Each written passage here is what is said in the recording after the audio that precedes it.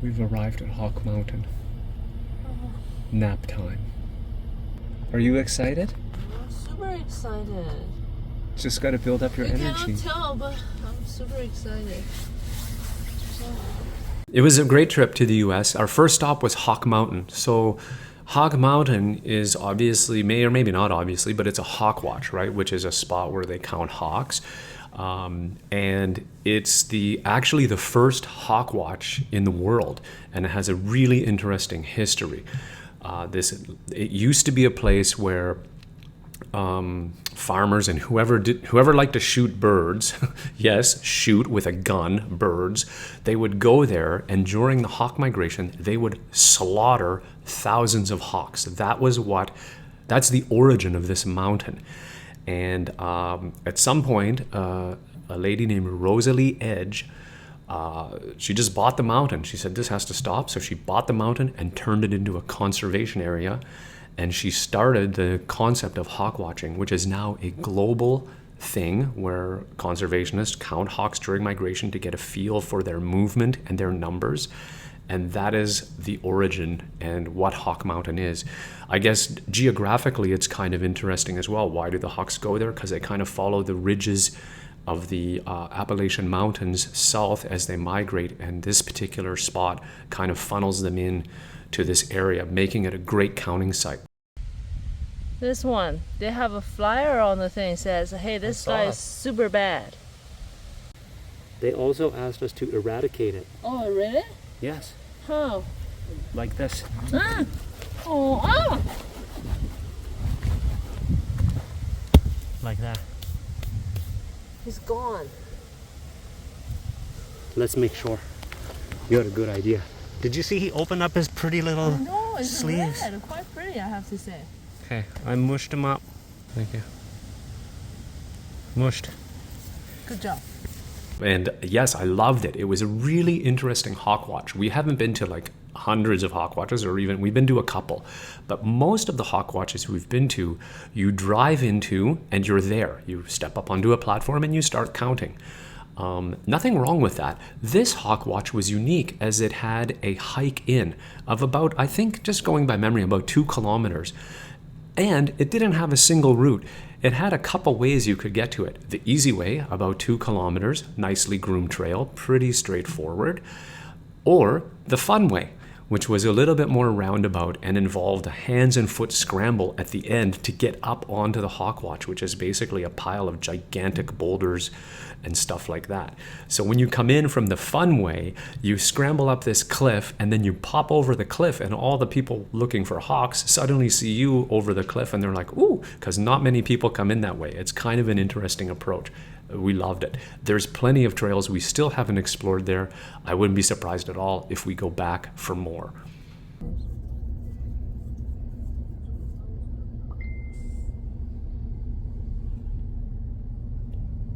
Evening wind down in the car.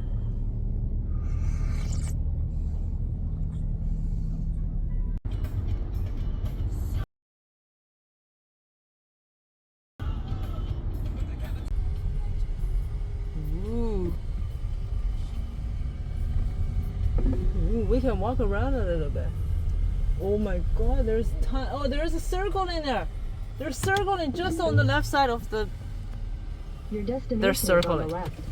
After Hawk Mountain, we had originally planned to go to Ashland, but in chatting with fellow birders and some of the staff at Hawk Mountain, we found out that there was a huge bird watching festival going on at Cape May on the coming weekend. Now, some people might be inclined to say, oh, that's perfect timing. I want to be there for the festival.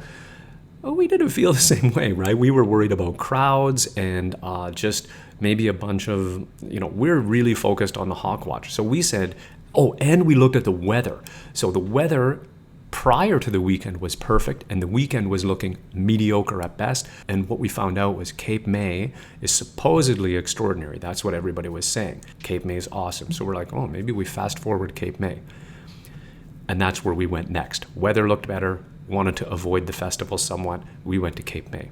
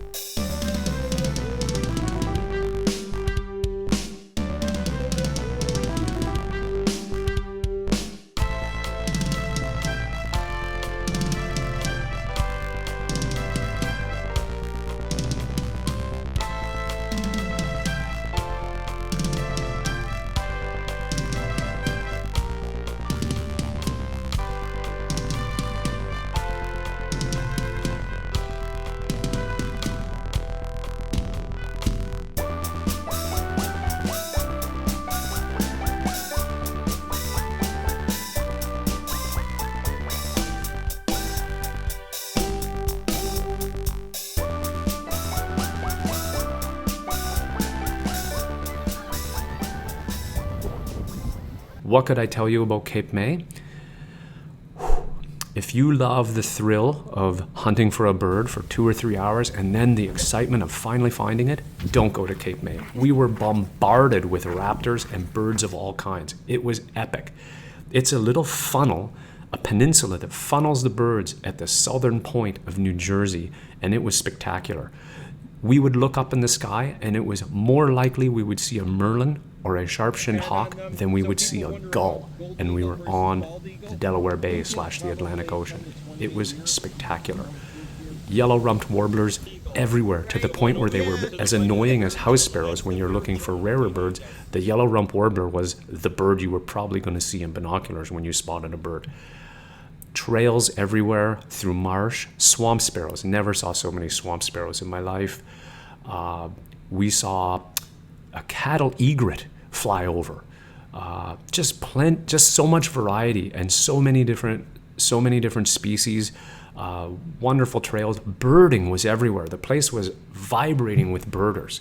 Nearly everyone you looked at.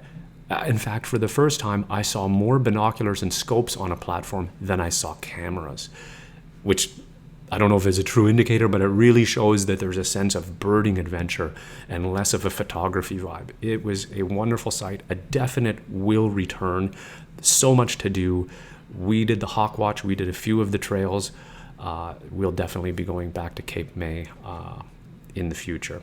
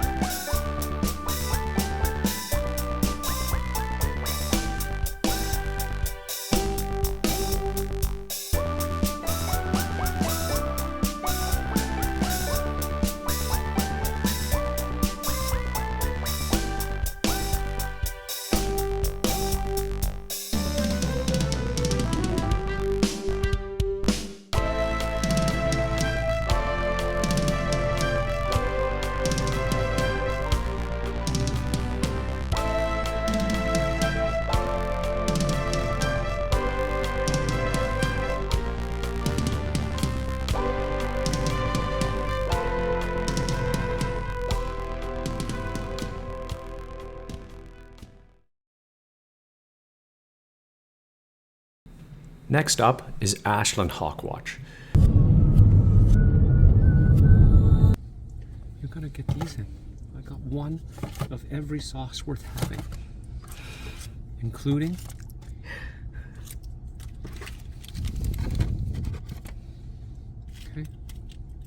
Good? No, Cajun Sparkle. Oh, yay. Ashland was a great site. We were inspired to go to this perhaps lesser known hawkwatch because we have a good friend and a great YouTube channel, if you haven't heard of it. Good friend David Brown, who is one of the members of Lyco Birds with his brother Bobby Brown. Fantastic birding channel. You should definitely check it out. And we've been watching his hawkwatch videos for a long, long time. And in the autumn, this autumn, he's counting at Ashland, and I believe he's been counting there for some time. So we wanted to go and catch up with our good friend David Brown at Ashland Hawkwatch.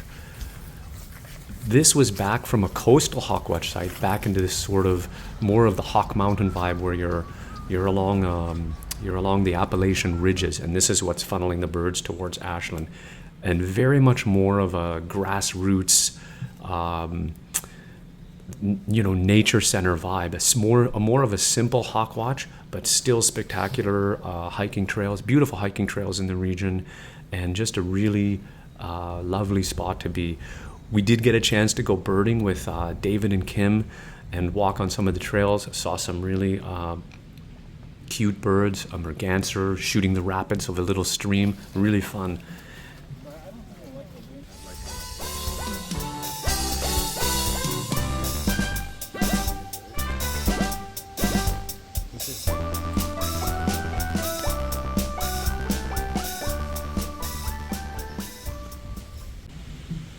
Our last stop was not even planned when we first left for the trip. Jen came up with this idea on the road. And what happened? So if you look at Ashland and Cape May and where we're from up in Ottawa, it's a pretty lengthy drive from either of those locations to get home in one shot. It's around 8 hours of driving. And I don't know, that's not that exciting for me to drive 8 hours in a row. So Jen suggested, hey, why don't we break the drive up by stopping at Cornell University, quote unquote, on the way home. If you check, it's not entirely on the way home, but it's a little diversion. And I have to say, it was a diversion that was well worth it. As soon as she mentioned it, I was immediately on board. And so for the rest of the trip, the running joke was how we were going to get a selfie with Kevin McGowan and Andrew Farnsworth in the Sapsucker Woods. Okay, and that was sort of just a joke. Who is excited? You want a cracker? Yes. Who is excited? I'm really excited. Okay. Who is talking non-stop? Like he's having conversation with himself, not even Do you a know word. where we are? No. Yes, I know.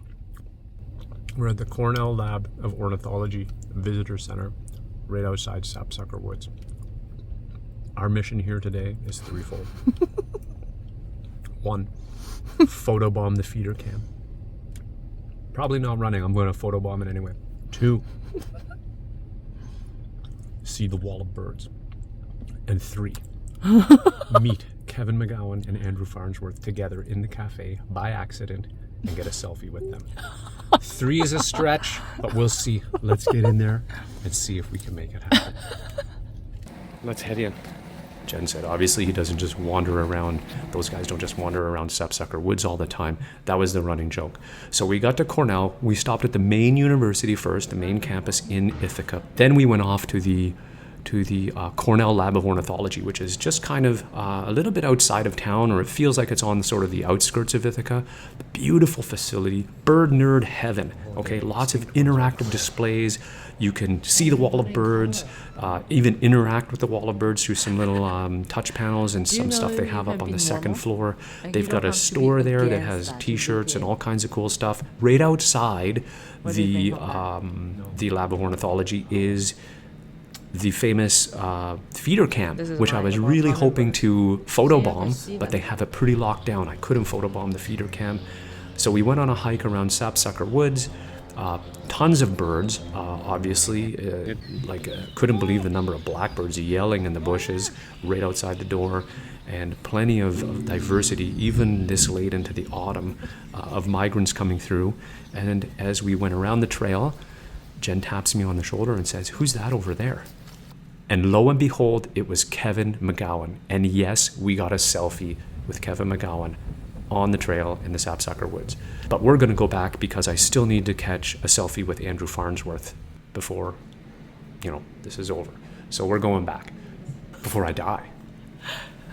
So if you liked the video, please be sure to give it a thumbs up. And if this is your kind of content, definitely consider subscribing to the channel and clicking that notification bell so you'll know whenever we release a new video. In terms of our birding and hawk watching videos, we are on a mission to visit plenty of the hawk watches around North America. So if you're into this, definitely consider subscribing.